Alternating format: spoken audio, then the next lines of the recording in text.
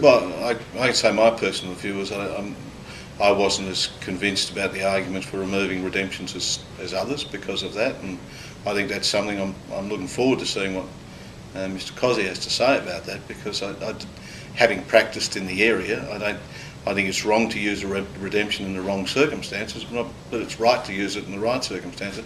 And some people do want to get off the scheme. They just do want to get off it because they want their lives back in many cases. Now, but what I would say is that a lot of the issues that we see now were around when I was practicing in the area in the 90s.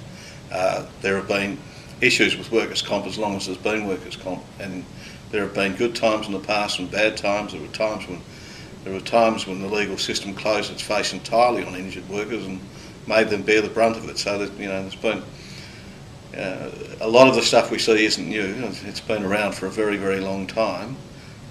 What we need to do is recognise the seriousness of it and manage it as well as we humanly can, and that's what I would expect as Minister that the corporation does.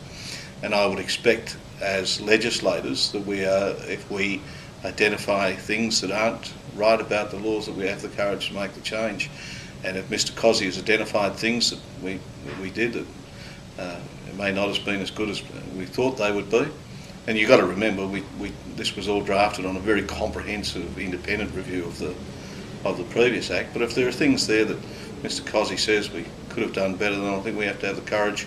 If we expect the corporation to do the job as well as it can, then the legislators should do our job. We should do our job as well as we can as well.